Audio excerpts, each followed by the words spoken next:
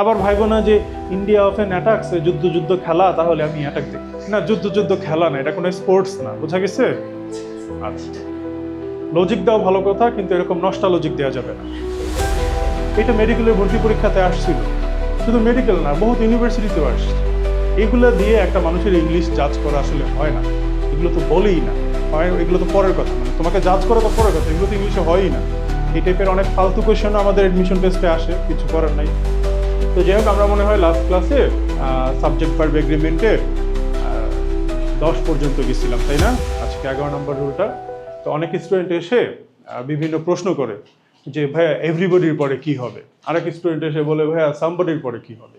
সবগুলোকে ভিন্ন ভিন্নভাবে চিন্তা করে। তো একটা জিনিস মনে রাখবা সবাই, যে কোনো একটা কিছুর শেষে যদি তুমি বডি দেখো, বা ধরো কোনো একটা কিছুর শেষে তুমি যদি ওয়ান দেখো, বা কোনো একটা কিছুর শেষে যদি হচ্ছে থিং দেখো, আর এই সবগুলোই আসলে কাজ করে তোমার প্রোনাউন হিসেবে। মানে মোট কথা, কোনো একটা প্রোনাউনের শেষে তুমি যদি বডি দেখো, কোনো একটা প্রোনাউনের শেষে তুমি যদি ওয়ান দেখো, কোনো একটা প্রোনাউনের শেষে যদি থিং দেখো, সবাই হচ্ছে সিঙ্গুলার। বুঝা গেছে? এইখানে তোমার একদম ডিপ চিন্তার দরকার নাই। তুমি হচ্ছে জাস্ট কোনো একটা প্রোনাউনের শেষে এগুলো দেখলেই সেটাকে সিঙ্গুলার হিসেবে ধরে তারপরে সলভ করবা। এখন তাই যদি হয়, যেমন ধরো হচ্ছে বডি যুক্ত কি কি প্রোনাউন থাকতে পারে? Anybody, somebody, nobody, everybody. One যুক্ত কি থাকতে পারে? Any one, someone, no one, everyone. তারপরে হচ্ছে থিং যুক্ত কি কি থাকতে পারে? যে এনিথিং, সামথিং, নাথিং, এভরিথিং। তাহলে বলো তো ভাইরা, প্রথমটা কি হবে? Everybody who has not purchased A ticket should be in this line. বাকিগুলো একটু সলভ করে ফেলো। শেষ লেখা? আচ্ছা বলো তো ভাইরা, এটা কি হবে? সামথিং ওয়াজ বা ওয়্যার আন্ডার দ্য হাউস, কি হবে? ওয়াজ হবে। তারপরে হচ্ছে নোবডি ওয়ার্ক হবে না ওয়ার্কস হবে? ওয়ার্কস। তারপরে এভরিবডি হ্যাজ হবে না হ্যাভ হবে? হ্যাজ। ব্যাস হয়ে গেল। তেমন আহামরি কিছুই না আসলে। আচ্ছা, ওইখানে আরেকটা ছিল, তাই না? আচ্ছা, এই সেন্টেন্সটা কি হবে সবাই একটু দেখো। ধরো আমি লিখলাম যে সাম, তারপর হচ্ছে থিংস, তারপরে কি লেখা ছিল? ইজ বা হচ্ছে আর, তারপর হচ্ছে অন দ্য টেবিল। বলো তো ভাইয়ার এটা কি হবে? এটা তো মানে সামথিং না, সামথিং হচ্ছে প্রোনাউন, কিন্তু এখানে কি বোঝাচ্ছে? সাম হচ্ছে একটা অ্যাডজেক্টিভ আর এটা হচ্ছে একটা নাউন, তাই না? সামথিংস, কিছু জিনিস, তাহলে এটা কি প্লুরাল না? এই জন্য আমরা কি দেবো এখানে? আর দিব। বোঝা গেছে? তো মাঝে মাঝে এই রুলটাকে কনফিউজ করার জন্য এইভাবেও সেন্টেন্স দিয়ে দিতে পারে। যদি এইভাবে দেয় তাহলে একটু ভিন্নভাবে চিন্তা করবা, আর তেমন আহামরি কিছু না এটা। এখন আমরা এই পরেরটাতে যাই, রিলেটিভ প্রোনাউন। এইখানে আমাদের অনেক কিছু শেখার আছে। আমি জিনিসটাকে একেবারে খুবই সিম্পলি বলে দিতে পারি, মানে ধরো 30 সেকেন্ডেই শেষ জিনিসটা শেখা, কিন্তু এতে করে না তুমি অ্যাডমিশন টেস্ট খুব একটা ভালোভাবে দিতে পারবা না। যেমন খুব অল্পের মধ্যে যদি বলি, তাহলে আমি হচ্ছে এইভাবে বলতে পারি যে এই সবগুলাকে হচ্ছে রিলেটিভ প্রোনাউন বলে, এবং এইগুলার ঠিক আগে যে হচ্ছে তুমি নাউন বলো বা প্রোনাউন বলো, মোট কথা যে এলিমেন্টটা দেখবা সেইটা অনুযায়ী পরবর্তী ভার্ব দিবা।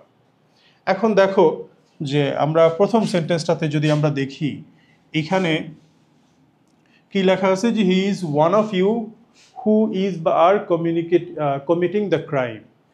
এই যে ভার্বটা দেখতে পাচ্ছ, এই ভার্বের আগে এখানে কি দেওয়া আছে? একটা রিলেটিভ প্রোনাউন দেওয়া আছে না? এখন রিলেটিভ প্রোনাউনের ঠিক আগে কি আছে বলো তো? ইউ নাকি ওয়ান, কোনটা আছে বলো তো ঠিক আগে? এইখানেই না অনেকে গোল মানে প্যাচ লাগাই ফেলে। কি প্যাচ লাগাই ফেলে? অনেকে হচ্ছে এই ওয়ানটাকে ধরে ফেলে। কারণ এইটাকে ধরবা না, রিলেটিভ প্রোনাউনের ঠিক ইমিডিয়েট আগে যেটা থাকে ওইটা কি আমরা ধরবো, দূরের কাউকে ধরবো না। তাহলে যেহেতু এখানে ইউ আছে হু এর আগে, তাহলে ইউ এর জন্য আমরা কি দেই? আর দেই। তাহলে এটা কি হবে? আর হবে। ব্যাস শেষ হয়ে গেছে। তাহলে পরেরটা কি হবে? ইট is I who am is are going, কি হবে? আচ্ছা, আরেকটা জিনিস খেয়াল রাখবা, ইট ইজ আই হয়, আমরা স্পোকেনে হচ্ছে it's me, it is me এগুলা বলি, কিন্তু আমাদের ফর্মাল ইংলিশ বা একাডেমিক ক্ষেত্রে আমাদেরকে শেখায় যে বি ভার্বের পরে সাবজেক্টিভ প্রোনাউন হবে। বোঝা গেছে? এই জিনিসটা আমরা শুধুমাত্র ফর্মাল বা একাডেমিক ক্ষেত্রেই মেনটেন করব। তুমি তোমার কথাবার্তা বলো বা এমনিতে হচ্ছে ইনফর্মালি যখন ইংলিশটাকে ইউজ করবে তখন ইটস মি বললে কোনো সমস্যা নাই, বরং ইটস মি হচ্ছে বেশি বলে। আচ্ছা, তো এই জিনিসটা একটু মনে রাখবা। আমি যদি বলি গিভ মি এ পেন নাকি গিভ আই এ পেন, বলো তো? মি এ পেন, এটাই তো হবে, তাই না? আচ্ছা, তার মানে কি বোঝা যাচ্ছে যে এটা তো ভার্ব, ভার্বের পরে আমরা সাবজেক্টিভ প্রোনাউন দেই নাকি অবজেক্টিভ প্রোনাউন দেই? Objective pronoun. মিটাকে আমরা বলি অবজেক্টিভ প্রোনাউন, অবজেক্টিভ প্রোনাউন। আর এইটা আমরা কি বললাম? ইট ইজ আই না মি? আই। তাহলে বলো তো ভাইয়া, ইট ইজ উই হবে না আস হবে? উই হবে। বোঝা গেছে?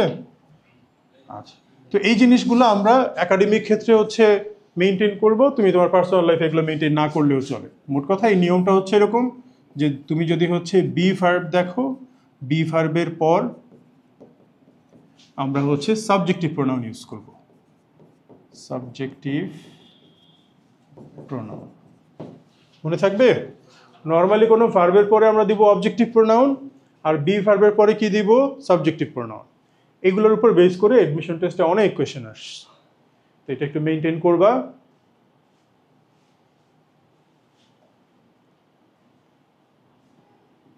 তাহলে দেখো তো ভাইরা, বি নাম্বারটা কি হবে? ইট is I who am is are going to start a new business.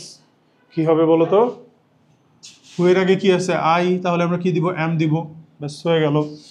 There are many people who is বা আর সাফারিং নাও ডেজ। কি হবে বলো তো তাহলে? হু এর আগে কি আছে? মেনি পিপল, তাই না? আচ্ছা, তাহলে যেহেতু মেনি পিপল আছে তাহলে আমরা এটার জন্য কি দেই? ইজ দেই না আর দেই? তাহলে আর দিয়ে দিব, শেষ। তারপরে ওয়ান অফ ইউর বুকস কি হবে? অ্যাট্রাক্ট নাকি অ্যাট্রাক্টস মি এ লট? কি হবে বলো তো? আচ্ছা, এইখানে কি কোনো রিলেটিভ প্রোনাউন তোমরা দেখতে পাচ্ছ? এটা রিলেটিভ প্রোনাউনের কোনো রুলই না। তাহলে চিন্তা করো কি হবে বলো? হ্যাঁ, বাংলা মিনিংটা দেখো, যে তোমার বইগুলোর ভেতর থেকে একটা বই, তাহলে কয়টা বই তোমাকে অ্যাট্রাক্ট করছে? একটা বই, তাহলে কি দিবা? অ্যাট্রাক্টস দিবা, যেহেতু সিঙ্গুলার। আচ্ছা, এইটা আমাদের একটা গণ সমস্যা। সেটা কি? আমাদের ব্রেইন যখন কোনো কিছু সলভ করে ওই রেস্টটা না থেকে যায়, কারণ সেম রুলটা আমরা এখানে অ্যাপ্লাই করতে গেছি, অথচ এইটা ওই রুলের মধ্যে পড়েই না। বোঝা গেছে? এই জন্য ব্রেইনকে সবসময় হচ্ছে ফ্লেক্সিবল করবা, যেন ধূপধাপ হচ্ছে মানে কোয়েশ্চেনের প্যাটার্ন চেঞ্জ করতে পারে। বোঝা গেছে? প্রতিটা কোয়েশ্চেন ভিন্ন ভিন্নভাবে চিন্তা করবা। এটা সলভ করছো এই জন্য ওই সেম রুলটাই যে পরে আসবে বিষয়টা তা না, কারণ অন্য কিছু আসতে পারে। তো এই জন্য বিষয়টাকে মানে কোনো একটা কোয়েশ্চেন দেখার সাথে সাথে হচ্ছে নতুন করে ব্রেনকে হচ্ছে রিফ্রেশ করে আবার স্টার্ট করবা। এতটুকু পড়ালে কিন্তু আমার হয়ে যেত, কিন্তু সমস্যা হচ্ছে এতটুকু পড়ালে তুমি অ্যাডমিশন টেস্টে টেনে টুনে ভালো করবা, কখনো হচ্ছে খুব ভালো করতে পারবা না।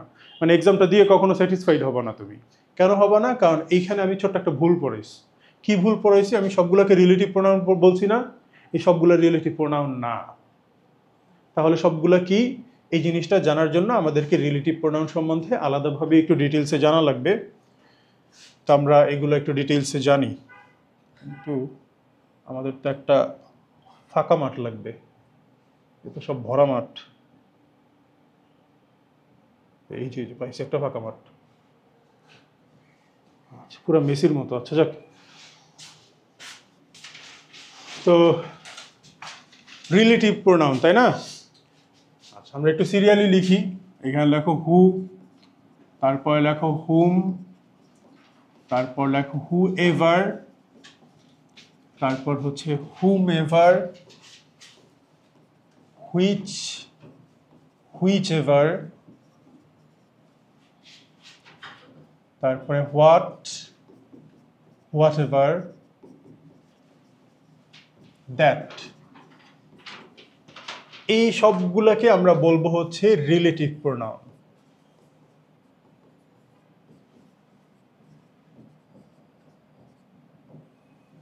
আর বলো তো ভাইয়ারা, নাউন বা প্রোনাউন এই দুইটার কাজ সেমই। নাউন বা প্রোনাউন একটা সেন্টেন্সে কি হিসেবে থাকে বলো তো? হয় সে সাবজেক্ট হিসেবে থাকবে, তা না হলে কি অবজেক্ট হিসেবে থাকবে, এছাড়া এর কোনো কাজ নাই। বুঝে গেছে? হয় সাবজেক্ট হবে, তা না হলে কি হবে, অবজেক্ট হবে, এছাড়া আর কোনো কাজই নেই। আর সাবজেক্ট বা অবজেক্ট হিসেবে, আচ্ছা ওটা লাগবে না, এতটুকু এনাফ। এরপরে আমরা পাই হুজ। হুজ রিলেটিভ প্রোনাউন না। কেন রিলেটিভ প্রোনাউন না? তাহলে হুজটাকে আমরা কি বলবো একটু পরেই আমরা জানবো। তারপরে হচ্ছে ধরো হোয়েন, হোয়েনেভার, তারপরে হচ্ছে হোয়ার, হোয়ারএভার, এইগুলাও, বা হচ্ছে ধরো হাউ, এগুলাও রিলেটিভ প্রোনাউন না। তাহলে কি, আমরা একটু পরেই দেখব। তার আগে আমরা একটু রিলেটিভ প্রোনাউনগুলোকে দেখে আসি।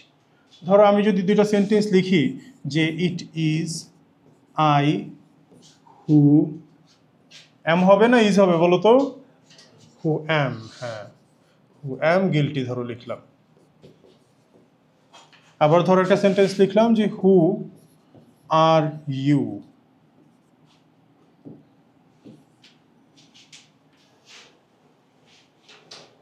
এই হুটা কি রিলেটিভ প্রোনাউন হবে? এইটা রিলেটিভ প্রোনাউন না। তাহলে প্রশ্ন হচ্ছে এটা কি প্রোনাউন, তাই না? এই ভার্বটার সাবজেক্ট হিসেবে যেহেতু কাজ করছে, তাহলে এটাকে আমরা প্রোনাউন বলতে পারি নিঃসন্দেহে। এখন প্রশ্ন হচ্ছে এটাকে আমরা রিলেটিভ প্রোনাউন যেহেতু বললাম না, তাহলে কি প্রোনাউন নাম দিতে পারি? ওর কাজের উপর বেস করে আসলে ওর নামটা আমরা দিই। ও আসলে কি সেন্টেন্স বানায় বলো তো? ইন্টারোগেটিভ সেন্টেন্স বানায়। আর কাউকে কি রিলেট করছে, আগে পরে কোনো কিছুকে রিলেট করে না, এই জন্য আমরা এটাকে রিলেটিভ প্রোনাউন বলি না। তাহলে যেহেতু সে ইন্টারোগেটিভ সেন্টেন্স বানাতে পারে, এই জন্য আমরা তাকে কি প্রোনাউন বলতে পারি? Interrogative pronoun. তাহলে এইটার নাম হচ্ছে তোমার ইন্টারোগেটিভ প্রোনাউন। বুঝা গেছে? এখন দেখো এইটাকে কি আমরা ইন্টারোগেটিভ প্রোনাউন বলবো? এটা কি কোনো ইন্টারোগেটিভ সেন্টেন্স বানাইছে? বানায় নাই। আচ্ছা, তাহলে কি করছে দেখো, হুটা আগের এলিমেন্টকে, ঠিক আগের এলিমেন্টকে আইকে পরবর্তী ভার্বের সাথে রিলেট করে দিছে না? তো যেহেতু আগের এলিমেন্টকে পরবর্তী ভার্বের সাথে রিলেট করে দিছে, এই জন্য তাকে আমরা কি বলি? রিলেটিভ প্রোনাউন বলি। আর প্রোনাউন কেন বলি দেখো, যে এই যে ভার্বটা আছে অ্যাম, এটার সাবজেক্ট হিসেবে কাজ করছে না? তাহলে এটাকে আমরা এই জন্য কি বলবো? নিঃসন্দেহে নাউন তো আর বলতে পারি না, তাহলে আমরা কি বলি? প্রোনাউন বলি। আর কি প্রোনাউন যদি বলতে চাই, তাহলে কি প্রোনাউন বলবো? যেহেতু রিলেট করছে এই জন্য কি প্রোনাউন? Relative pronoun. ব্যাস ব্যাস, হয়ে গেছে এখানে। এখন আমরা সাবজেক্ট হিসেবে কাজ করে এটা না হয় একটা এক্সাম্পল পেলাম। অবজেক্ট হিসেবে কাজ করে এরকম যদি আমরা একটা এক্সাম্পল দেখতে চাই, তাহলে আমরা এরকম লিখতে পারি। ধরো এই সাইডে লিখলাম he is the person whom we trust. এই হুমটা সাবজেক্ট না অবজেক্ট বলো তো ভাইয়ারা? হুমটা, he is the person whom we trust, এই হুমটা, হুমটা হচ্ছে সাবজেক্ট না অবজেক্ট বলো তো? আচ্ছা আচ্ছা, ঠিক আছে, অবজেক্ট ধরলাম। কার অবজেক্ট বলো তো? হি এর অবজেক্ট। আচ্ছা, অবজেক্টের বাংলা কি এটা বলো? অবজেক্টের বাংলা বস্তু, এটা তো ফিজিক্স। আচ্ছা, অবজেক্টের ব্যাকরণিক বাংলা কি? কর্ম, তাই না? আচ্ছা, কর্ম কার হয়? কর্ম, তাই না? কর্ম কি? ওই যে তোমরা বাংলা ব্যাকরণে পড়ছো না কর্ম। ধরো আমি যদি বলি আমি ভাত খাই, এখানে কর্ম কোনটা বলো? খাই তো ক্রিয়া, ভাত হচ্ছে কর্ম, তাই না? এবার বলো যে আমি ভাত নাকি খাই ভাত? আমি ভাত। আমি কোন দুঃখে ভাত হবো, তাই না? আচ্ছা, তাহলে কি হবে বলো? খাই ভাত, তাই না? আমি তো আর ভাত না, আমি কোন দুঃখে ভাত হতে যাবো, তাই না? খাই ভাত। তাহলে ভাতের সাথে সম্পর্ক কার? আমার না খাওয়ার? খাওয়ার। তাহলে কর্মটা কার হচ্ছে? কর্তার নাকি হচ্ছে ক্রিয়ার? ক্রিয়ার। তুমি দেখবা হচ্ছে সিলেবাসে লেখা থাকে ক্রিয়ার কর্ম, কর্তার কর্ম কোথাও লেখা থাকে না। কর্ম অলওয়েজ কার হয়? ক্রিয়ার হয়। তাহলে সেম একইভাবে ইংলিশেও আমরা সেম চিন্তাটা করতে পারি। অবজেক্ট অলওয়েজ কার হবে? ভার্বের। সাবজেক্টের কোনো অবজেক্ট নাই। তোমরা যদি বলছো যে হিয়ের হচ্ছে অবজেক্ট, এটা মোটেই না। ও হচ্ছে কোন একটা ভার্বের অবজেক্ট হবে। আচ্ছা, এবার বলো কোন ভার্বের অবজেক্ট? হ্যাঁ, এই ট্রাস্টের অবজেক্ট হচ্ছে হুম। প্রশ্ন হচ্ছে আমরা তো অবজেক্টকে সবসময় ভার্বের পরে দেখে অভ্যস্ত, তাই না? এটা কোথায় চলে আসলো? কেমন একদম সাবজেক্টেরও আগে, তাই না? কিভাবে চলে আসলো? ধরো এটাকে যদি আমরা একটু ভেঙে লিখি তাহলে এরকম সেন্টেন্স পাই আমরা যে he is the person, full stop. তারপর হচ্ছে উই ট্রাস্ট হিম। দুইটা আলাদা আলাদা সেন্টেন্স পেলাম না? তো তুমি যখন দুইটাকে কানেক্ট করো, ওই হিমটা কোন পার্টস অফ মানে হিমটা কি হবে, সাবজেক্ট না অবজেক্ট? অবজেক্ট। কার অবজেক্ট? ট্রাস্টের।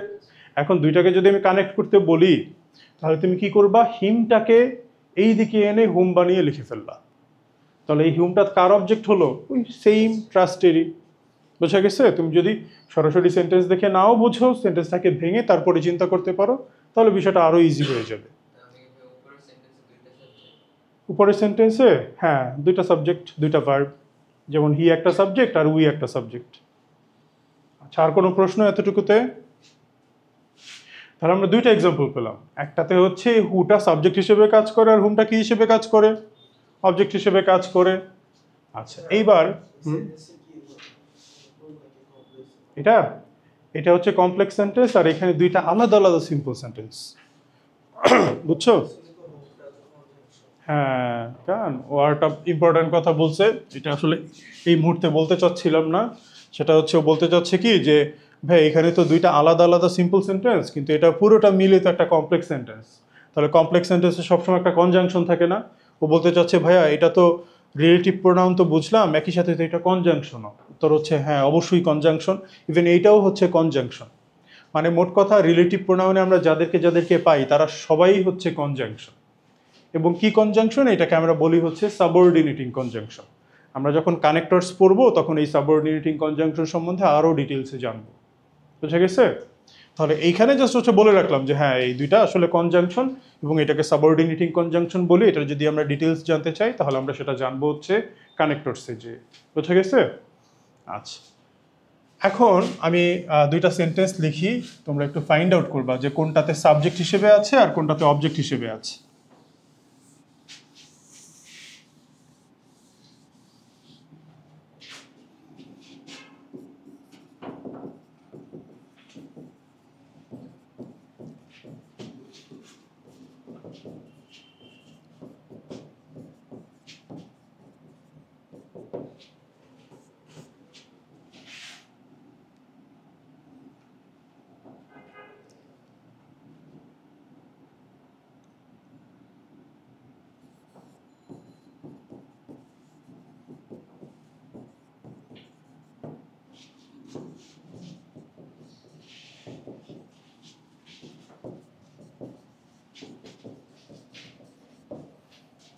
ধরো দুইটা সেন্টেন্স লিখলাম যে this is the book which I like most, একটা হচ্ছে I bought a book which is on the table.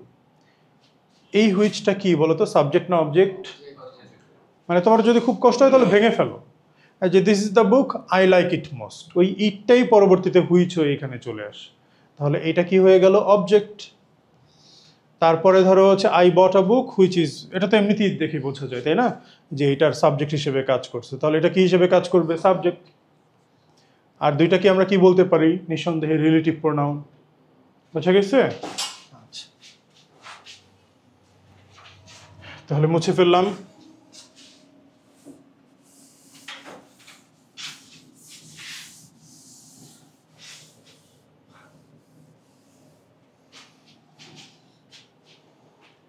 তাহলে রিলেটিভ প্রোনাউন আমাদের শেষ। এটা সবসময় কি হিসেবে কাজ করবে? হয় সাবজেক্ট, তা না হলে কি অবজেক্ট। এইবার হুজ দিয়ে একটা সেন্টেন্স বলো তো, যে কোনো সেন্টেন্স। আচ্ছা, হুজ বুক ইজ দিস, এইভাবে যদি বলো তাহলে তো এটা ইন্টারোগেটিভ প্রোনাউন হলো, তাই না? আমরা ধরো ইন্টারোগেটিভ চাচ্ছি না, আমরা চাচ্ছি রিলেটিভ কিছু একটা। তাহলে বলো তো কি হতে পারে?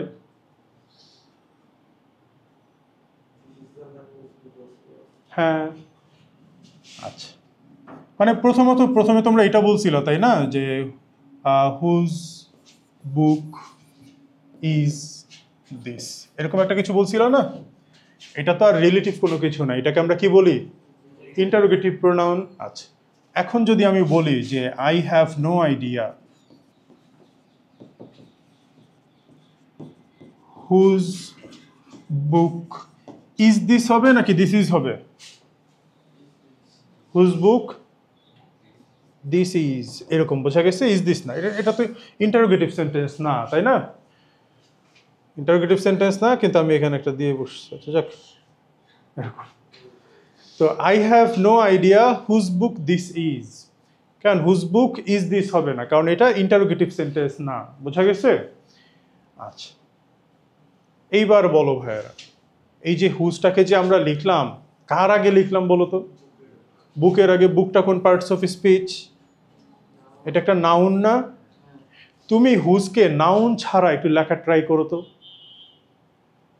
দেখো তো কোনো সেন্টেন্স পাও কিনা যেখানে হুজটা নাউনের আগে থাকবে না।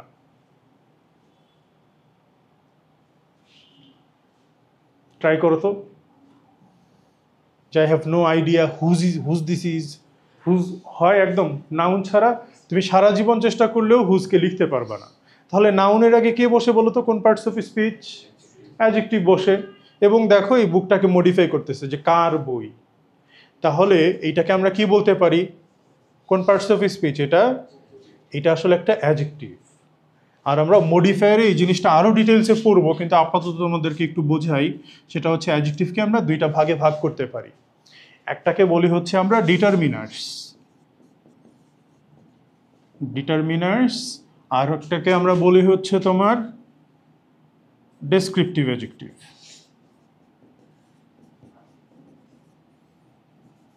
এখন ডেসক্রিপটিভ অ্যাডজেক্টিভ কোনগুলা? এটা বোঝার জন্য আহামরি কিছু করা লাগবে না। যে কারো ছবির কমেন্টে যাবা, বিশেষ করে মেয়ে মানুষের ছবির কমেন্টে যাবা, সেখানে দেখবা কিছু ফাতরা ছেলে পেলে বিভিন্ন জিনিস বলে রাখছে। নাইস লাগছা, বিউটিফুল, অনেকে আবার হচ্ছে গুগলে সার্চ দিয়ে বিউটিফুলের কঠিন কোনো সিনোনিম বের করে নিয়ে এসে বলে। তো এই যে যে জিনিসগুলো দেখতে পাচ্ছ, নাইস, বিউটিফুল, এই জিনিসগুলো কি আমরা কি বলি? Descriptive adjective. বোঝা গেছে? আর ডিটারমিনার্স কোনগুলা? এগুলো হচ্ছে সংখ্যা বোঝাতে পারে, পরিমাণ বোঝাতে পারে, বা কোনো কিছুকে নির্দিষ্ট করা বোঝাতে পারে। বোঝা গেছে? এগুলোকে আমরা ডিটারমিনার্স বলি। যেমন মেনি হতে পারে, মাছ হতে পারে, ফিউ হতে পারে, ইভেন আর্টিকেলগুলোকেও আমরা ডিটারমিনার্সের মধ্যে ফেলি, এ অ্যান্ড দি, কারণ এগুলো কোনো ডিসক্রিপটিভ নলেজ দেয় না। এগুলো কি দেয়? নির্দিষ্ট করে বা অনির্দিষ্ট করে। এখন একটু চিন্তা করে বলো তো ভাইয়ারা, হুজটা কিসের মধ্যে পড়ে? ডেসক্রিপটিভের মধ্যে নাকি ডিটারমিনার্সের মধ্যে? ডিটারমিনার্সের মধ্যে পড়বে। ডেসক্রিপটিভ টাইপের তো কোনো কিছু বোঝাচ্ছে না এখানে, তাই না? তাহলে এটা পড়বে কিসের মধ্যে? ডিটারমিনারের মধ্যে। তাহলে এই হুজ রিলেটিভ ঠিক আছে, কিন্তু ওর আসলে পরিচয়টা কি? ও একটা ডিটারমিনার। তাহলে এটাকে আমরা কি নামে ডাকতে পারি বলো তো? Relative determiner. বোঝা গেছে? এবং আসলে এটার নাম হচ্ছে কি? Relative determiner. একমাত্র বলতে পারো রিলেটিভ ডিটারমিনার।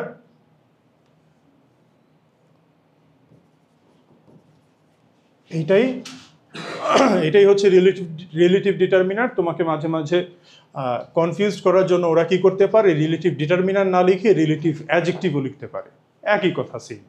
রিলেটিভ ডিটারমিনার বলো আর রিলেটিভ অ্যাডজেক্টিভ বলো, এদের মধ্যে কোনো ডিফারেন্স নাই। এটা এটা এটা বলতে পারো। মানে হুজের ধর্মটা হচ্ছে কি এরকম যে ও একসাথে কাজ করে, হুজ বুক পুরোটা মিলে একসাথে। আর ইজের সাবজেক্ট হচ্ছে দিস, তাহলে ও অবজেক্ট হয়ে যাবে।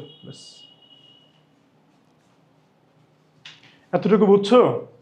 এবার একটা জিনিস খেয়াল করো, হোয়েন আর হোয়েনেভার দিয়ে কি বোঝায়? টাইম বোঝায়। আর হোয়ার এভার দিয়ে কি বোঝায়? প্লেস বোঝায়। আর হাউ দিয়ে বোঝায় একটা কাজ কিভাবে তুমি করছো, তাই না?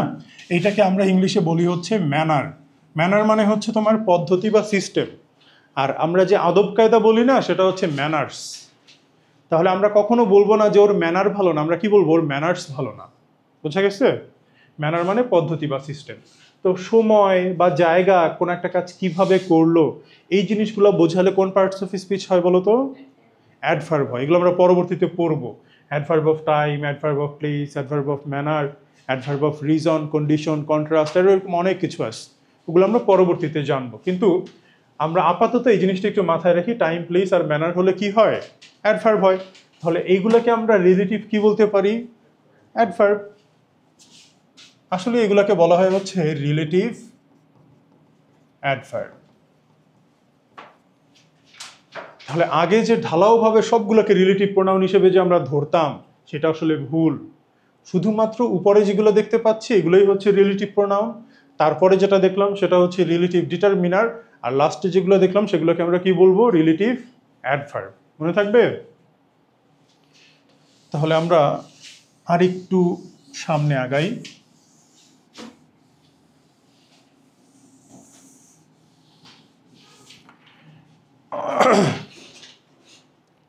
ধরো আরেকটা সেন্টেন্স যদি লিখি, ওই যে তোমাদের ছোটবেলায় একটা সেন্টেন্স ছিল না যে every mother loves her child, এটাকে নেগেটিভ করতে বলতো, তখন তোমরা কি জন্য লিখতা যে there is no mother who doesn't have any father, এই টাইপের কিছু একটা লিখতা, তাই না? কি লিখতা? যে there is no mother, no mother. এগুলো ইংলিশ শিখা যে কোন কাজে লাগে, মানে আমাদের বোর্ডই এগুলো ভালো বলতে পারবে। There is no mother who doesn't love her child. ঠিক আছে, লিখলাম। এই সেন্টেন্সকে তো আরো একভাবে লেখা যায়, তাই না? কিভাবে লেখা যায়? There is no mother but loves her child. এখন হুটাকে তো আমরা রিলেটিভ প্রোনাউন চোখ বন্ধ করে বলে দিতে পারি, তাই না? কিন্তু একটা জিনিস খেয়াল করো, এই বাটটা একদম হুবহু রিলেটিভ প্রোনাউনের মতো কাজ করছে না? যে এই ভার্বটার সাবজেক্ট হিসেবে কাজ করছে। জীবনও দেখছো তোমরা অ্যান্ড বাট অরকে সাবজেক্ট হিসেবে, কারণ বাট তো একটা কনজাংশন, তাই না? এখানেও কনজাংশন, কিন্তু পাশাপাশি সে কিসের কাজ করছে? সাবজেক্টেরও কাজ করে দিস। এটা বলতে পারো একটা ভয়াবহ লেভেলের ব্যতিক্রম জিনিস। মানে অ্যান্ড বাটার কখনো সাবজেক্ট হিসেবে কাজ করে না বা করতে পারেও না, কিন্তু এইখানে ওদের ভেতর থেকে একটা বাট সে হচ্ছে সাবজেক্ট হিসেবে কাজ করছে, এবং হুবহু কিসের মতো? রিলেটিভ প্রোনাউনের মতো। কিন্তু ও কি আসলে রিলেটিভ প্রোনাউন? তাহলে ও রিলেটিভ প্রোনাউন না, কিন্তু রিলেটিভ প্রোনাউনের একটা ভাব ধরছে বা একটা ছদ্মবেশ ধারণ করছে। এই ছদ্মবেশ ধারণ করাটাকে আমরা ল্যাটিন ভাষায় কি জন্য বলি? সিউডো বলি। তাহলে এইটাকে আমরা হচ্ছে বলতে পারি কি relative pronoun? Pseudo relative pronoun, বা কেউ কেউ সুডো রিলেটিভ প্রোনাউনও বলে, একই। তুমি যাই উচ্চারণ করো না কেন, সেম। তাহলে এই যে বারটাকে আমরা এটাকে হচ্ছে কি বললাম? Pseudo relative pronoun.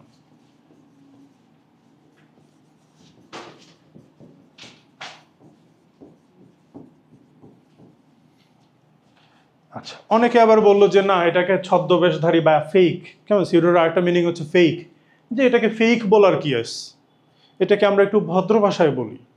দেখো, বাটটা লেখাতে আমাদের কি ডাজেন্ট লেখা লাগছে? লেখা লাগে না। তাহলে বাটের ভিতরে একটা নেগেটিভনেস আছে না? এই জন্য অনেকে এটার নাম দিল যে আচ্ছা, এটাকে সিউডো রিলেটিভ প্রোনাউন না বলে আমরা এটাকে নেগেটিভ রিলেটিভ প্রোনাউন বলি। তো তারা এটাকে আবার নাম দিল নেগেটিভ রিলেটিভ প্রোনাউন। বুঝা গেছে? এটাকে আমরা নেগেটিভ রিলেটিভ প্রোনাউনও বলি। এইটা মেডিকেলের ভর্তি পরীক্ষাতে আসছিল যে নিচের কোনটি নেগেটিভ রিলেটিভ প্রোনাউন, এই টাইপের একটা কোয়েশ্চেন হচ্ছে আসছিল। তো খুব আহামরি কিছু যে আসে তা না, আমরা যা পড়ি সেটাকে আরেকটু ডিটেইলসে পড়লেই হচ্ছে অ্যাডমিশন টেস্ট কভার হয়ে যায়। তো এই জিনিসটাই না আমাদের স্টুডেন্টরা হচ্ছে বুঝে না। আজ থেকে 2-1 বছর আগে তো এই জিনিসটা যখন হচ্ছে ডিটেইলসে পড়াবো, তখন এক স্টুডেন্ট বলে কি, ভাইয়া এত ডিটেইলস তো পরীক্ষা আসে না, লাগবে না, আমাদের সিলেবাস তাড়াতাড়ি শেষ করা লাগবে। আচ্ছা ঠিক আছে, পড়ানো লাগবে না। ঠিক ওর বেলাতেই হচ্ছে এটা আসছে। এবং এই স্টুডেন্টটা কেমন, এই স্টুডেন্টটা হচ্ছে মেডিকেলে চান্স পায় নাই 0.4 মার্কসের জন্য। মানে যে কাট মার্কস ছিল সেই কাট মার্কসের চাইতে তার হচ্ছে এতটুকু কম ছিল। এটা যদি পারতো সে এর চাইতে আরও বেশি মার্কস পেত। তো এই ধরনের ভুলগুলো আমাদের স্টুডেন্টরা করে যে ভাই এটা তো পরীক্ষায় আসে না। ভাই পরীক্ষায় যেগুলো আসে না ওগুলোই তো আসবে, যেগুলো আসছে ওগুলো যদি আসতো তাহলে বাংলাদেশের সবাই তো চান্স পেয়ে বসে থাকতো, তাই না? তো এই জিনিসটাই আসলে বুঝে না। একটা জিনিসকে যতটা ডিটেলসে পড়া যায়, তোমার সাধ্যে যতটুকু কুলায় ততটা ডিটেলসে পড়ার ট্রাই করবা। কারণ হচ্ছে ভাষা নলেজ দিয়ে হচ্ছে কখনো অ্যাডমিশন টেস্টে কোয়েশ্চেন আসে না, কারণ অনেক ডিপ জিনিস থেকে হচ্ছে আসে। তো তোমাদের এটা নিয়ে আপাতত চিন্তা করা লাগবে না। আমি যতদূর পারি হচ্ছে ডিটেলসে পড়ানোর ট্রাই করব। তোমাদের একটাই দায়িত্ব, সেটা হচ্ছে সুন্দর করে খাতাটা, মানে সুন্দর করে এই জিনিসগুলো একটা নোট করবা, আর হচ্ছে মাঝে মাঝে একটু রিভাইজ দিবা। ভুলে যাবে, এটা স্বাভাবিক জিনিস, কিন্তু মাঝে মাঝে রিভাইজ দিলে এই জিনিসগুলো মনে থাকবে তোমাদের। তাহলে রিলেটিভ প্রোনাউনের পুরো বিষয়টা বুঝছো সবাই? আমরা এই টাইপের ভুলগুলো করব না, একটা জিনিস যতটা পারি ডিটেলসে পড়ার ট্রাই করবো। ও আরেকটা জিনিস করতেছিল বুঝছো একদিন ক্লাসে, মানে ওর ভুলের কোনো শেষ ছিল না। আমি পড়াচ্ছি, ও হচ্ছে বসে বসে পড়াচ্ছি না কি জন্য একটা কোয়েশ্চেন সলভ করাচ্ছিলাম, সে বসে বসে বায়োলজি পড়তেছে। আমি বলে বায়োলজি পড়ো কেন? বলে ভাইয়া এটা মানে আমি পারি কেন। তারপরে হচ্ছে সে বসে বসে বায়োলজি পড়তেছে। ওর না বায়োলজিও হচ্ছে পড়া হচ্ছে না, আবার ইংলিশও হচ্ছে না, কিছুই হচ্ছে না। কেন এই টাইপের স্টুডেন্টরাই হচ্ছে তোমার দেখা যায় পরিশ্রম করে কিন্তু চান্স পায় না। আবার এইবার একটা স্টুডেন্ট আমার হচ্ছে এই যে বুয়েটে চান্স পাইছে, ও হচ্ছে টপ 100-এর মধ্যে ছিল। তো ও যখন ক্লাসে আসছে তো বিভিন্ন স্টুডেন্ট আমার জিজ্ঞেস করতেছে ভাইয়া কিভাবে পড়ছো, কেমন হান তান এগুলো জিজ্ঞেস করতেছে। তো তখন হচ্ছে হঠাৎ করে বলতেছে যে ভাইয়ার একটা কথা আমার এডমিশন টেস্টে মানে চান্স পাওয়ার ক্ষেত্রে খুব বড় ভূমিকা পালন করছে। তো তারপরে বলতেছে যে ভাইয়া একদিন আমি ভাইয়ার ক্লাসে ফিজিক্স বই পড়তেছিলাম, পরে ভাইয়া আমাকে বলছে যে তোমার ফিজিক্স পড়াও হচ্ছে না, ইংলিশও হচ্ছে না, যে কাজ করবা জাস্ট ওইটাতেই ফোকাস দাও, তাহলে এটার কোয়ালিটি অনেক বেড়ে যাবে। তো আমি এই কাজটা করতাম যে এক ক্লাসে বসে আরেক ক্লাসে জিনিস পড়তাম। তো পরবর্তীতে হচ্ছে যে জিনিসটা পড়তাম জাস্ট ওইটাই পড়তাম, অন্য কিছু নিয়ে চিন্তাও করতাম না। আমার দেখা গেছে যে পড়ালেখার কোয়ালিটি অনেক বেড়ে গেছে। পরে আমি বললাম যে তোমাকে আমি এত কিছু পড়াইলাম, ওইটার হচ্ছে ক্রেডিট দিলা না, ক্রেডিট দিলা এই একটা সাজেশনের। এবং দেখো তোমরা যদি ভবিষ্যতে চান্স পাও, তুমি না এইগুলো মনে রাখবা না, এই যে আমি ক্লাসের ফাঁকে হাবিজাবি যে কথা বলি না, এই জিনিসগুলোই দেখো সবচেয়ে বেশি ইফেক্টিভ হবে। তো এই জন্য সবকিছুর কোয়ালিটি এনশিওর করবা। এক ক্লাসে বসে আরেক ক্লাসের পড়া পড়বা না। ধরো ফিজিক্স ক্লাসে বসে কেমিস্ট্রি পড়া পড়লো, কেমিস্ট্রি হবে না, ফিজিক্সও হবে না। যেটা পড়বা জাস্ট ওইটাতেই একদম ফুললি ফোকাস থাকবা। দেখ পুরো রিলেটিভ প্রোনাউন নিয়ে কারো কোনো কোয়েশ্চেন বা কনফিউশন থাকলে বলো। হ্যাঁ বাটটা সাবজেক্ট এখানে, এই জন্যই আমরা ওকে প্রোনাউন বলছি, বুঝা গেছে? তা না হলে তো ওকে আমরা প্রোনাউন বলতামই না। আর কোনো প্রশ্ন? যাক আমরা রিলেটিভ প্রোনাউন কি ক্লিয়ারলি বুঝলাম। এখান থেকে যে কোশ্চেনই আসুক না কেন পারবা ইনশাল্লাহ।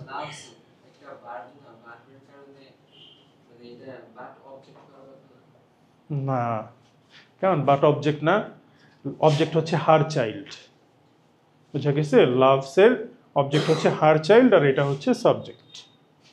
আর কোনো প্রশ্ন? আচ্ছা ঠিক আছে। হ্যাঁ শুধু বাট আর কেউ না। এটা কমপ্লেক্স সেন্টেন্স। আর ভালো একটা কোশ্চেন, কি অসাধারণ কোশ্চেন।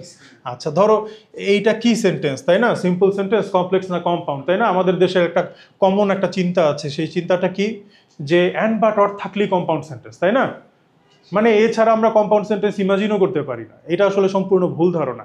অ্যান্ড বাট অর থাকলে কম্পাউন্ড সেন্টেন্স হয়, এটা আমরা প্রাথমিকভাবে ডিসাইড করতে পারি। তারপরে অনেক ক্রাইটেরিয়া আছে যেগুলো ফুলফিল করলে আমরা ওইটাকে কম্পাউন্ড সেন্টেন্স বলি। এই জিনিসটা আরও ডিটেলসে হচ্ছে আমরা করবো সেন্টেন্স স্ট্রাকচারে, তবে আজকে হচ্ছে যতটুকু পারি বোঝানোর একটু ট্রাই করি। এই জিনিসটাকে আমরা হচ্ছে অ্যান্ড বাট অর এই টাইপের জিনিসগুলোকে বলি হচ্ছে কোঅর্ডিনেটিং কনজাংশন। এটা কোঅর্ডিনেটিং কনজাংশন, কিন্তু এই সেন্টেন্সে সে হচ্ছে আর কোঅর্ডিনেটিং কনজাংশন নাই, সে কার মতো কাজ করে ফেলছে? সাবঅর্ডিনেটিং কনজাংশনের মতো কাজ করে ফেলছে, বুঝা গেছে? এরকম বেশ কিছু কনজাংশন আছে যেটা একই সাথে দুই কনজাংশনে পড়ে, বুঝা গেছে? একই সাথে দুই কনজাংশনে পড়ে, তো বাটও হচ্ছে তার মধ্যে একটা। কেন এটা দুইটা না তিনটা, এটা কোঅর্ডিনেটিং কনজাংশন হিসেবে কাজ করে, কনজাংটিভ অ্যাডভার্ব হিসেবে কাজ করে, আবার এইখানে কি হিসেবে কাজ করলো? Subordinating conjunction. তাহলে ও হচ্ছে এমনিতে ওর পরিচয় কোঅর্ডিনেটিং কনজাংশন, কিন্তু এই সেন্টেন্সে যেহেতু সাবঅর্ডিনেটিং কনজাংশন এবং এইটাকে বলি হচ্ছে আমরা প্রিন্সিপাল ক্লজ, আর এই যে বাট লাভস আর চাইল্ড এটাকে আমরা বলি সাবঅর্ডিনেট ক্লজ, এই জন্য এটাকে আমরা বলবো কমপ্লেক্স সেন্টেন্স, বুঝা গেছে? আচ্ছা আর কারো কোনো কোয়েশ্চেন থাকলে বলো। আর এটা তো দেখেই বোঝা যাচ্ছে কমপ্লেক্স সেন্টেন্স, এটা পরীক্ষায় আসতে পারে, বুঝছো? এই কোয়েশ্চেনটা করছো, এটা খুবই ভালো একটা কোয়েশ্চেন করছো, এটা পরীক্ষায় দিয়ে দিতে পারে। এটা দিয়ে বলবে এটা সিম্পল কমপ্লেক্স না কম্পাউন্ড, সাথে সাথে কি বলবা? Complex sentence. তাহলে আমরা একটু সামনে আগাই।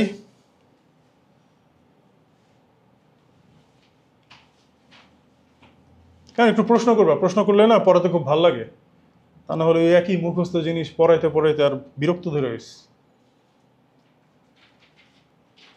এইগুলো একটু সলভ করি। ধরো একই সেন্টেন্সে তিনটা পার্সনই যদি থাকে, পার্সন কয় প্রকার? তিন প্রকার আমরা পড়ছি, ফার্স্ট পার্সন, সেকেন্ড পার্সন আর থার্ড পার্সন। একই সাবজেক্টে যদি তিনটাই পার্সন দেখো, বাংলা ভাষায় আমরা কি করি? আমি, তুমি, সে এইভাবে বলি, তাই না? First, second, third. কিন্তু ইংলিশের বিষয়টা একটু আলাদা। ইংলিশে আমরা কিভাবে কনসিকুয়েন্সে বলি বলো তো ভাইয়ারা? হ্যাঁ, 2 3 1। এটা কখন? সব সময় না, কিন্তু নর্মালি আমরা এই কাজটা করি। অর্থাৎ আমরা এইভাবে লিখি যে you he and I did the work, ব্যাস হয়ে গেল। তারপরে যদি কোনো ফল্ট বা গিল্ট যদি বোঝায় তখন আবার বিষয়টা আলাদা। তখন হচ্ছে আমরা কি করি 1 2 3। বাংলা ভাষায় এরকম কোনো কনসেপ্ট এক্সিস্ট করে না। বাংলা ভাষায় সব সময় আমরা কি করি, বাংলা ভাষায় কিন্তু বিষয়টা এরকম না। বাংলা ভাষায় যে কোনো ক্ষেত্রেই আমরা কি করি, আমি তুমি সে, সেটা ভালো কাজ হোক খারাপ কাজ হোক আর যাই হোক। কিন্তু ইংলিশে হচ্ছে ফল্ট বা গিল্ট বোঝালে তখন আবার আমরা কি করি 1 2 3। তাহলে কখন ফল্ট বা ধরো হচ্ছে গিল্ট। ধরো লিখলাম আই ইউ অ্যান্ড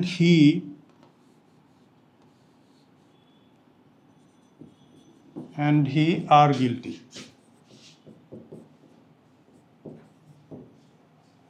বুঝা গেছে? এখন কেন এটার একটা অ্যাজাম্পশন আছে। কীরকম অ্যাজাম্পশন? যে আমরা যখন কোনো কাজ করি, মানে ফার্স্ট পারসন কে?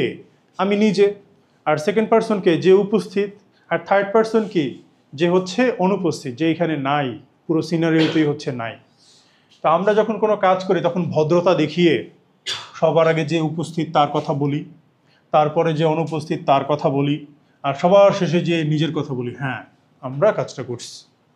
আবার যখন ফল্ট বা গিল্ট বোঝায় তখন আবার ভদ্রতা দেখিয়ে নিজের নাম সবার আগে, হ্যাঁ আমি, তারপরে যে উপস্থিত, তারপরে যে হতভাগা অনুপস্থিত তার কথা বলে তারপরে আমরা বলি যে গিল্ট। এখন এটাকে আবার সত্যি সত্যি ভেবো না, এটা একটা অ্যাজাম্পশন। হ্যাঁ, এটা হতেও পারে এরকম, নাও হতে পারে এরকম। তার চেয়েও বড় কথা কি, তোমরা বিভিন্ন মুভি সিরিজ বহুত কিছু দেখছো ইংলিশে, জীবনেও এই টাইপের সেন্টেন্স দেখছো? আমার মনে হয় না কখনো এই টাইপের সেন্টেন্স দেখছো। এগুলো না বলে জাস্ট উই বলে দিলেই তো হয়, তাই না? কি আজব চিন্তা! কারণ উই বলে দিলেই তো হয়, আর এটাই তো বলে, তাই না? এটা মেডিকেলের ভর্তি পরীক্ষাতে আসছিল, শুধু মেডিকেল না বহুত ইউনিভার্সিটিতেও আসছে। এগুলো দিয়ে একটা মানুষের ইংলিশ জাজ করা আসলে হয় না। এগুলো তো বলেই না হয়, এগুলো তো পরের কথা, মানে তোমাকে জাজ করা তো পরের কথা, এগুলো তো ইংলিশে হয়ই না। এই টাইপের অনেক ফালতু কোয়েশন আমাদের অ্যাডমিশন টেস্টে আসে, কিছু করার নাই, কারণ আমাদেরও হচ্ছে শেখানো লাগে, তোমাদেরও বাধ্য হয়ে এগুলো কী করা লাগবে, শেখা লাগবে।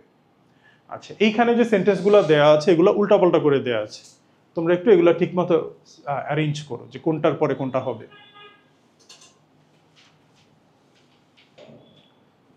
ফার্স্টটা কি হবে বলো?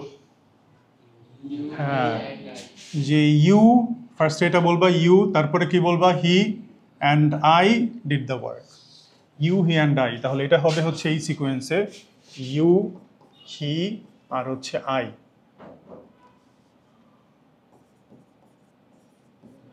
তারপরটা কি হবে? হ্যাঁ, I you and he are guilty. তারপরে পরেরটা কি হবে? সি নাম্বারটা বলো তো। Had to take the blame for the defeat. হ্যাঁ, এটাও হবে হচ্ছে I you and he had to take the blame for the defeat. এরপরে দেখো, সাবজেক্ট হিসেবে অলওয়েজ কাজ করে কে? নাউন বা প্রোনাউন। কিন্তু অ্যাডজেক্টিভও সাবজেক্ট হিসেবে কাজ করতে পারে। কিভাবে পারে?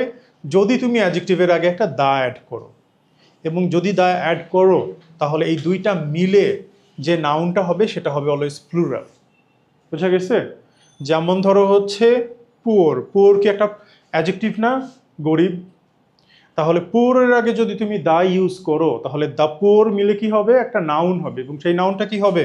প্লুরাল হবে। তাহলে দ্য পুওর বলতে কি বোঝাচ্ছে? গরিবরা। তাহলে গরিবরা যদি হয় তাহলে ইজ হয় না আর হয়? আর হবে, ব্যাস শেষ হয়ে গেল। তাহলে দ্য রিচ ইজ হবে না আর হবে? আর হবে। আচ্ছা, তারপরটা কি হবে? দ্য ট্রুথফুল, ট্রুথফুল আর। আচ্ছা, এতটুকু ক্লিয়ার? এটা হামরি তেমন কিছু না, এটা এমনিতেই পারবা। পরে যাই আমরা। ধরো the majority are the minority. Majority মানে কি? সংখ্যা গরিষ্ঠ, আর এটা কি? সংখ্যা লঘিষ্ঠ। এখন এইটা জাস্ট তুমি যদি এইভাবেই দেখো যে the majority are the minority এটাই সাবজেক্ট, আর কিছু নাই, তখন এই দুইটাকে আমরা হচ্ছে সিঙ্গুলার হিসেবে ধরি। আবার যদি এমন দেখো the majority of the, minority of the, এরকম প্রিপোজিশনাল ফ্রেজ আকারে তুমি যদি দেখো, তাহলে এই দুইটাকেই কি হিসেবে ধরবা? প্লুরাল হিসেবে ধরবা। তাহলে দ্য মেজরিটি মাইনরিটি যদি একা একা থাকে তাহলে ওরা singular, are the majority of the, minority of the এরকম ফ্রেজ আকারে থাকলেও এটাকে আমরা ধরি হচ্ছে প্লুরাল। বুঝা গেছে? এগুলোর আসলে কোনো লজিক্যাল ব্যাখ্যা আসলে আমরা দিতে পারি না, এইভাবে ইউজ হয়, আমরা এই জিনিসটাই হচ্ছে মনে রাখবো ব্যাস। তাহলে কি হবে বলতো? দ্য মেজরিটি বিলিভ বা believes that we are in no danger. কি হবে বলতো? হ্যাঁ, দ্য মেজরিটি বিলিভস। তারপরে হচ্ছে the majority of the students believe বা বিলিভস, কি হবে বলতো? বিলিভ হবে। তারপরে দ্য মাইনরিটি সাফার হবে না, suffers, suffers in every situation. বুঝে গেছে এই তিনটা সেন্টেন্স? আচ্ছা, তারপরে দেখো 16 সাম এক্সেপশনস। এখানে আসলে কোনো রুল টুল কোনো কিছু নাই, আমরা সরাসরি হচ্ছে এই কোয়েশ্চেনগুলো সলভ করব। একটু ট্রাই করো, তারপরে হচ্ছে আমি বলে দিচ্ছি যে কোনটা কি হবে। এই লাস্টের সেন্টেন্সটা দেখা যাচ্ছে না এই পর্যন্ত, আমি একটু এই সাইডে একটু লিখে দিই যে এখানে কি ছিল। হ্যাঁ, আফটার ছিল, তারপরে আফটারের পরে কি ছিল দেখো তো? আফটার, হ্যাঁ 20, TWENTY,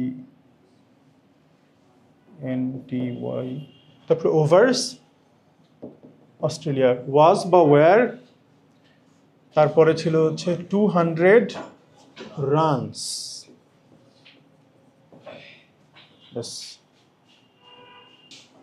আচ্ছা বলো তো ভাইয়ারা, এটা কি হবে? The United states of America is বা আর এ রিচ কান্ট্রি। দেশ তো একটাই, তাই না? তাহলে আমরা কি দিব? ইজ দিব, দিয়ে দিলাম। তারপরে দেখো ইন্ডিয়া অফেন অ্যাটাক হবে না অ্যাটাকস হবে? Attacks Pakistan border to show her dominance. তারপর বাংলাদেশ হ্যাজ বা have won the match by 3 wickets. কি হবে বলো তো? এইটা হবে হ্যাভ। বোঝা গেছে? কেন হ্যাভ হবে? অনেকে এখানে কালেকটিভ নাউন হ্যান ত্যান হাবি জাবি দিয়ে বোঝাবে, এইভাবে বুঝো না, তাহলে কালেকটিভ নাউনের যে রুলটা পড়ছো না, ওইটাতে আবার প্যাচ লেগে যাবে। তো এটা ব্যতিক্রম, ব্যতিক্রম হিসেবেই শেখো, কেমন? এত লজিকের দরকার নাই। যে কোনো একটা দেশ যখন কোনো স্পোর্টসে অংশগ্রহণ করবে, সেই দেশটাকে আমরা প্লুরাল হিসেবে ধরি। বোঝা গেছে? এমনিতে সিঙ্গুলার, কিন্তু কোনো স্পোর্টসে অংশগ্রহণ করলে সেটা কি হবে? প্লুরাল হয়ে যাবে।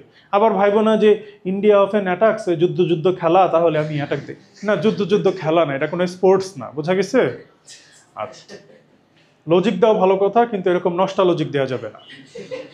এখন এই যে বাংলাদেশ, একটু পরে ভাইয়া, তো শুধু বাংলাদেশ না, তুমি যে হচ্ছে ক্লাব লিগের যে খেলাগুলো দেখো না, যে বার্সেলোনা, রিয়াল মাদ্রিদ, লিভারপুল, এরা সবাই হচ্ছে কি? প্লুরাল। মানে মোট কথা কোনো একটা টিমকে, সেটা হোক ক্লাব লিগের বা হোক হচ্ছে কোনো দেশ, সবসময় সেটাকে আমরা কি হিসেবে ধরবো? প্লুরাল হিসেবে ধরবো। তাহলে লিভারপুল ইজ হবে না আর হবে? আর হবে। তুমি একটু খেয়াল করো, ওরা যখন কমেন্ট্রিগুলো বলে দেখো এইসব দলের পরে হচ্ছে প্লুরাল ভার্ব ইউজ করে, মনে থাকবে এটা? আচ্ছা, তাহলে এখানে আমরা কি দিলাম? Bangladesh have won the match by 3 wickets. তারপর এটা কি হবে বলতো? আফটার 20 ওভার্স অস্ট্রেলিয়া, ওয়াজ হবে না ওয়্যার হবে? যেহেতু রান রিলেটেড, মানে কি খেলা রিলেটেড কোনো একটা কিছু, তাহলে আমরা দিব হচ্ছে ওয়্যার। ক্লিয়ার এতটুকু? বুঝছো সবাই? আচ্ছা, 17 দেখো, ইংলিশে কিছু অদ্ভুত নাউন আছে যারা জন্ম থেকেই প্লুরাল। বাংলা ভাষায় এরকম কোনো কিছু এক্সিস্ট করে না, এই জন্য বাংলা ভাষায় এই জিনিসগুলো আমাদেরকে, মানে আমাদের হজম করতে একটু সমস্যা হয় বলতে পারো। যেমন হচ্ছে সিজার্স, সিজার বলতে কিছু নাই, যা আছে সেটা দিয়ে তুমি কাটাকাটি করতে পারবা না। এই ধরো হচ্ছে একটা সিজার, এটা কাটতে পারবা, যখন আরেকটা সিজার আসবে দুইটা মিলে ঘ্যাচাং ঘ্যাচাং কাটবা, হয়ে গেল কি? সিজার্স। তারপরে আমরা না বাংলা ভাষায় অনেক ওয়ার্ডকে না চেঞ্জ করে ফেলছি। ধরো প্যান্টসকে আমরা বলি হচ্ছে, আসলে ওয়ার্ডটা কিন্তু প্যান্টস, আমরা এটাকে বানাই দিয়েছি কি? প্যান্ট। ভাই একটা প্যান্ট দেন, যাক ভালো কথা। তারপরে পুলিশ ওয়ার্ডটাকে বানায় ফেলছি পুলিশ। তারপরে ধরো হচ্ছে ওই যে জানালার ওই সাইড একটা আছে না, সানসেট, সানসেট তো সূর্যাস্ত, আসলে এটা ছিল সানশেড, সানশেডকে আমরা কি বানাই দিয়েছি? সানসেট। তারপরে গভর্নমেন্টকে আমরা বানায় ফেলছি গভর্নমেন্ট, তাই না? তো অদ্ভুত। আচ্ছা, এরকম অনেক ওয়ার্ড কিনা আমরা আমাদের মতো করে হচ্ছে চেঞ্জ করে ফেলছি। তো চেঞ্জ করে ফেললেও আসলে ইংলিশে বিষয়টাকে ওইভাবেই চিন্তা করা লাগবে। এই জিনিসটা আমরা অনেক ভুল করি, আমরা মনে করি প্যান্ট, আসলে প্যান্ট বলতে কিছু নাই। এটা কি? প্যান্টস। প্যান্ট বলতে যা আছে সেটা তুমি পড়তে পারবা না। এই ধরো হচ্ছে প্যান্ট, এটা পরা যাবে? হ্যাঁ একদম আস্তাগফিরুল্লাহ হয়ে যাবে, তাই না? যখন এটার সাথে আর একটা প্যান্ট আসবে, দুইটা মিলে কি হয়? প্যান্টস হয়। তো যদি তাই হয় তাহলে কি মানে প্যান্টস যদি অলওয়েজ প্লুরাল হয় তাহলে কি আমরা কখনো একটা প্যান্ট কিনতে পারবো না? তাহলে তুমি যদি আমি ধরো তুমি কোনো মার্কেটে গেলা, মার্কেটে যেয়ে কোনো একটা শপে গেলা, যে হচ্ছে বললা যে ভাই আমাকে একটা প্যান্ট দিন, আমাকে একটা প্যান্ট দিন, এটার ইংলিশ কি বলো তো? মানে প্যান্ট এখন বাংলা, প্যান্টকে আমরা ভুল বলতে পারি না, প্যান্ট হচ্ছে বাংলা ওয়ার্ড আর প্যান্টস হচ্ছে ইংলিশ। বোঝা গেছে? তাহলে কেউ যদি বলে প্যান্টসের বাংলা কি, অনেকে বলে পাজামা, রে ভাই পাজামা তো ভিন্ন জিনিস। প্যান্টসের বাংলা কি হবে? প্যান্ট। সোজা সোজা বাংলায়, মানে আমরা এখন এটাকে প্যান্ট হিসেবে ইউজ করি, এটা প্যান্ট, এটাই হয়ে যাবে। তাহলে এই যে আমাকে একটা প্যান্ট দিন, এটার ইংলিশ কি? গিভ মি এ প্যান্টস তো বলতে পারবো না। হ্যাঁ, এ pair of pants. Give me a pair of pants. A pair of pants মানে কিন্তু এক জোড়া প্যান্ট বোঝায় নাই। কয়টা প্যান্ট বোঝাবে?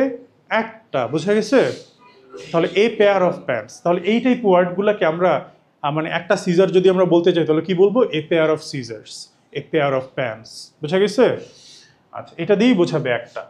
এখন ধরো আমি এখানে একটু কিছু ছেঁড়া ফাটা দিয়ে দিলাম, তাহলে কি হয়ে গেল? হ্যাঁ, ছাপড়ি হয়ে গেল। জিন্স, তাই না? কিভাবে? এই একটা জিন একটা জিন, জিন জিন মিলে কি হয়ে গেল? জিন্স হয়ে গেল। মানে এই যে আমি যেটা পরেছি এটাই জিন্স। আবার চেয়ে দেখতেছে, হ্যাঁ পড়ছি। তো জিন্স জিনিসটা কারণ জিন্স, আমরা আবার এটাকে দোকানে যেয়ে কি বলি, ভাই একটা জিন্সের প্যান্ট দেন, হ্যাঁ মানে জিন্সের জ্যাকেট দেন, কি অদ্ভুত। আচ্ছা, এই কাপড়টা আমরা মনে করি কি জিন্স মানে হচ্ছে কাপড়টা, তাই না? আসলে কাপড়টা কি? কাপড়টা হচ্ছে ডেনিম কাপড় বলি আমরা, তাই না? তো এখানে একটা ছোট ভুল হয়ে যায়, আসলে জিন্স মানে হচ্ছে যেটা পুরোটাই, পুরো সেটটাই হচ্ছে জিন্স। তাহলে এ পেয়ার অফ জিন্স বলতে কি বোঝায়? বাংলায় যদি বলতে চাও, একটা জিন্সের প্যান্ট। বুঝা গেছে? আচ্ছা, এরপরে এরপরে ধরো এখানে একটু ফিতা লাগাই দিলাম, কি হইলো বলো তো? হ্যাঁ, ট্রাউজার্স। ট্রাউজার না, ট্রাউজার হলে এটা তুমি পড়তে পারবে না। তারপরে ধরো এই যে একটু ছোট বানাই দেয়, এটা কি হয়ে গেল? শর্টস। শর্ট বলতে কিছু আছে? এমনি তো তোমরা শর্ট বলো না, এটা তাহলে কি হয়ে গেল? শর্টস। মুছে ফেলি, মানুষ ভাববে দর্জিগিরি শিখাচ্ছি। তারপরে ধরো হচ্ছে আমরা যদি পাই, ওই যে অনেক আগের কার্টুনে দেখবা, যে অনেক আগের কার্টুন আমরা একটু আঁকার চেষ্টা করি, এই ধরো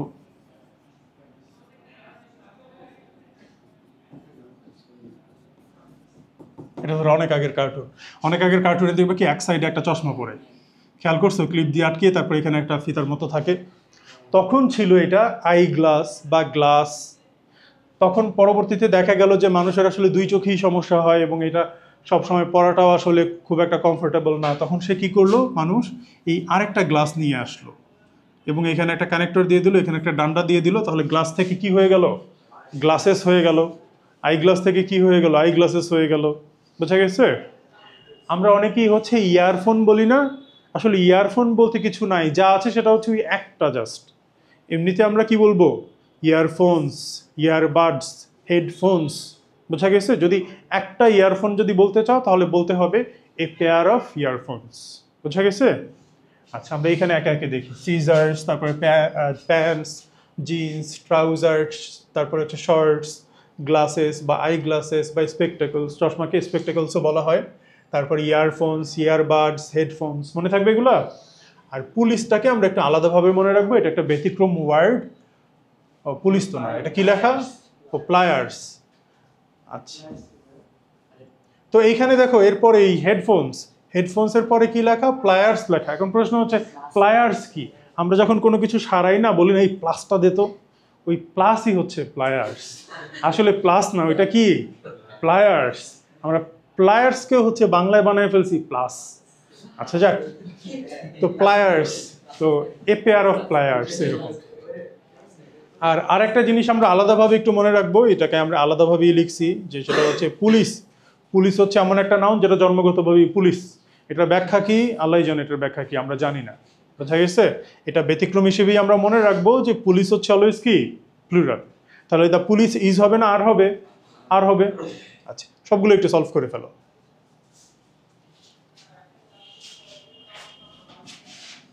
তাহলে ফার্স্ট এটা কি হবে বলো? The pants are in the drawer. তারপরে এ পেয়ার অফ প্যান্টস, এখন কি হবে? ইজ। তারপরে কি হবে বলতো, the pair of pliers was on the table. তারপরে the pair of scissors is dull. হ্যাঁ, তারপরে হচ্ছে the police are coming here. তারপরে কি হবে, দ্য পুলিশ ম্যান। আমরা যে বলি না যে একটা পুলিশ, ওই একটা পুলিশ যেতেছে ওরে ধর, তো এই একটা পুলিশ এটার ইংলিশ কি হবে, এ পুলিশ ম্যান। বোঝা গেছে? আচ্ছা, তাহলে দ্য পুলিশ ম্যান কি দিব আমরা, ইজ কামিং হিয়ার। তারপর হচ্ছে the police officer has controlled. বোঝা গেছে? আচ্ছা, এরপরে আমরা একটু পরে যাই। আচ্ছা বলো তো ভাইয়েরা, সাম ওয়াটার ইজ পলিউটেড না আর পলিউটেড? ইজ পলিউটেড দিবা, some water is polluted. Some books are on the table নাকি is on the table? Are on the table. তাহলে সামের জন্য তুমি কিছু দিচ্ছ না, সামের পরে কি নাউন আছে সেটার জন্য ভার্বটা দিচ্ছ না। এই সবগুলো ওই রকম, যে all, any, more, some, most, the rest, এগুলার যে নাউনকে ইন্ডিকেট করে সেই নাউন অনুযায়ী আমরা ভার্বটা দিই, এগুলার বেসিসে আমরা কোনো ভার্ব দিই না। তাহলে এগুলো একটু লিখে ফেলো তো কি হবে। ফার্স্টে কি আছে দেখো, some of the water is pure still now নাকি আর পিওর হবে, ইজ হবে, ব্যাস গেল। তারপরে some of the employees has বা হ্যাভ রিটার্ন টু ওয়ার্ক, কি হবে, যেহেতু এমপ্লয়িজ লেখা তাহলে আমরা কি দিব, হ্যাভ দিব। তারপরে all are facing some problems নাকি is facing some problems, are হবে, ব্যাস হয়ে গেল। The first two problems are very difficult but the rest কি হবে, মানে বিষয়টা এরকম যে অনেকগুলো প্রবলেম আছে, বলছে যে ফার্স্ট টু প্রবলেমস আর ডিফিকাল্ট আর বাকিগুলো, তাহলে এটা কি প্লুরাল হয়ে যায় না, এই জন্য আমরা কি দিই, আর ইজি। তারপরে দেখো যে দ্য রেস্ট অফ দ্য মানি, এটা কি হবে, ইজ হবে, কারণ এটা তো আনকাউন্টেবল নাউন। মানি অর্থ কি বলো, মানি অর্থ কিন্তু টাকা না, বোঝা গেছে? মানি অর্থ কি, অর্থ, মানি গোনা যায় না, মানির যে ইউনিটগুলো আছে, ধরো ডলার, টাকা, রুপি, ওগুলো আমরা কাউন্ট করতে পারি। তাহলে মানি ওয়ার্ডটা আসলে কি, আনকাউন্টেবল নাউন। আর তো আনকাউন্টেবল নাউনকে আমরা সবসময় সিঙ্গুলারের মতো করে ইউজ করি, যেমন এখানে ওয়াটার ছিল, ইজ দিলাম আমরা, তাহলে মানির পরে আমরা কি দিব, ইজ দিব, যে the rest of the money is for the poor. এইবার এই সেন্টেন্সটা বলো তো ভাইয়েরা কি হবে, I ate some food, the rest is for you নাকি the rest are for you? কেন, আবার বলি, এখানে লিখে দিই যে আই এইট সাম ফুড,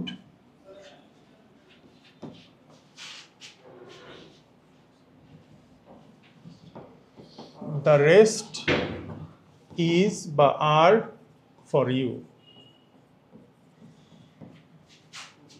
হ্যাঁ, কি হবে বলো তো, মানে আমি সংক্ষেপে লিখলাম দ্য রেস্ট, আসলে কি বোঝাচ্ছে, দ্য রেস্ট ফুড। ফুডটা কি কাউন্টেবল না আনকাউন্টেবল? আনকাউন্টেবলকে আমরা কি হিসেবে ধরি, সিঙ্গুলার হিসেবে ধরি, ও কোনো সিঙ্গুলার বা প্লুরাল না, কিন্তু আমরা ভার্ব ইউজ করার সময় ওকে সিঙ্গুলার হিসেবে ধরে নেই আর কি। তাহলে এটা আমরা কি দিব, ইজ ফর ইউ, ব্যাস হয়ে গেল। এটাই লাস্ট, যাক। দেখো many a are many an are many, এই দের ভেতরে আসলে ডিফারেন্সটা কি। ধরো আমরা যদি লিখি যে many students are present here, তারপরে ধরো লিখলাম many student is present here, এই দুইটা সেন্টেন্সের মধ্যে কোনো ডিফারেন্সই নাই মিনিংয়ের। এইটারও যা meaning, many students are present here, many are student is present here, same, তাদের মিনিংয়ের ভেতরে কোনো ডিফারেন্স নাই। অনেকে এটাকে মনে করে কি যে অনেক স্টুডেন্টের মধ্য থেকে মনে হয় একজন এখানে উপস্থিত, মোটেই না, দুইটাই সেম মিনিং, কিন্তু ব্যবহারটা একটু আলাদা। আমরা যখন মেনি এ লিখি তখন এখানে স্টুডেন্টস না লিখে কি লিখবো, স্টুডেন্ট লিখবো, আর না লিখে আমরা কি লিখি, ইজ লিখি। এই জিনিসটাই জাস্ট আমাদের রাইট ফর্ম অফ ভার্বসে একবার এই জায়গাটাতে হচ্ছে গ্যাপ আসছিল, আর অ্যাডমিশন টেস্টে যে কোনো জায়গায় গ্যাপ দিতে পারে। এখন এই সেন্টেন্সটাকে বলা হয় ওল্ড ফ্যাশনড ইংলিশ। এই সেন্টেন্সটাকে মানে আধুনিক ইংলিশে এই টাইপের সেন্টেন্সগুলো লেখে না, তুমি অনেক আগের লেখায় পাবা, তোমাদের ফার্স্ট পার্ট বইতে এইচএসসির হচ্ছে একটা পাবা, পোয়েম পাবা, ওইখানে লেখা I spent many an anxious hour. কেন মেনি অ্যাংশাস আওয়ার্স হওয়ার কথা না, কিন্তু যেহেতু প্রায় এই গল্প মানে কবিতাটা অনেক আগের 1600 সালের দিকের লেখা, তো ওই সময় এই জিনিসগুলো খুব কমন ছিল। তো তো এই জন্য রাইটার লিখছে যে I spent many an anxious hour. আধুনিক কোনো রাইটার লিখলে লিখতো কি I spent many anxious hours. বুঝা গেছে? কিন্তু আমাদের বোর্ড কোনটা আসলে তোমার আধুনিক ইংলিশ আর কোনটা ওল্ড ফ্যাশন ইংলিশ এগুলো কিছুই বুঝে না, যে কোনো সময় যে কোনোটা চলে আসতে পারে, আমাদের দুইটাই হচ্ছে জানা লাগবে। বুঝা গেছে? এখন আরেকটা জিনিস দেখো, মেনি এ টাইম, এটা দিয়ে আসলে কি বোঝায়? এটা একটা ফ্রেজ, বোঝা গেছে? Many a time, many a time মানে হচ্ছে মেনি টাইমস। মেনি টাইমস মানে কি? অনেকবার। তাহলে মেনি এ টাইম দিয়ে কি বোঝাবে? অনেকবার বোঝাবে। কেমন? এই ফ্রেজটা আলাদাভাবে একটু মনে রেখো। তাহলে ফার্স্ট এটা কি হবে বলো তো? মেনি এ ম্যান হ্যাজ হবে, has tried but few men have succeeded. Man তো সিঙ্গুলার, তাই না? আচ্ছা, তারপর মেনি এ প্যারেন্ট কি হবে? Is present at the meeting. এগুলো সব ওল্ড ফ্যাশন ইংলিশ, এগুলো বর্তমানের ইংলিশে এক্সিস্ট করে না এগুলা।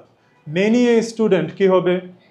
Has taken this course. তারপরে I have told you many a time হবে।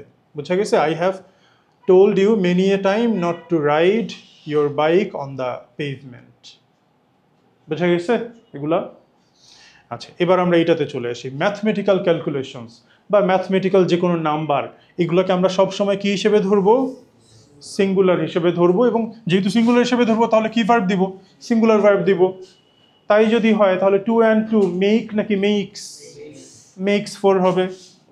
তারপরে হচ্ছে 8 + 2 কি হবে? ইজ 10 নাকি আর 10? ইজ 10 হবে। তারপরে ধরো হচ্ছে 40 ইজ বা আর গ্রেটার দ্যান 30 কি হবে? ইজ হবে। ব্যাস, হয়ে গেল। এই হচ্ছে আমাদের সাবজেক্ট ভার্ব এগ্রিমেন্টের রুল। তুমি বলতে পারো যে ভাইয়া মাত্র 20টা, বিভিন্ন বইতে তো হচ্ছে 40-50টা দেয়া। আসলে 40-50টা রুলকে কম্প্যাক্ট করে যতটুকু পারা যায় অল্প রুলের মধ্যে নিয়ে আসা যায়, সেই চেষ্টাটা এখানে করা হয়েছে, যে কারণে আমাদের রুল একটু কম। আবার রুলগুলোকে রুল হিসেবে না পড়ে আমরা যতটা পারি লজিক্যালি হচ্ছে পড়ার চেষ্টা করছি, যেন তোমাদের এই জিনিসটা মনে থাকে। তাহলে পুরো সাবজেক্ট ভার্ব এগ্রিমেন্ট বুঝছো সবাই? কারো কোনো কোয়েশ্চেন বা কনফিউশন থাকলে বলতে পারো। তাহলে আমাদের সাবজেক্ট ভার্ব এগ্রিমেন্ট শেষ। সবাই ভালো করে এই টপিকটা পড়বা, এটা তোমার এইচএসসিতেও খুব ইম্পর্ট্যান্ট, অ্যাডমিশন টেস্টেও খুব ইম্পর্ট্যান্ট। বোঝা গেছে? ওকে।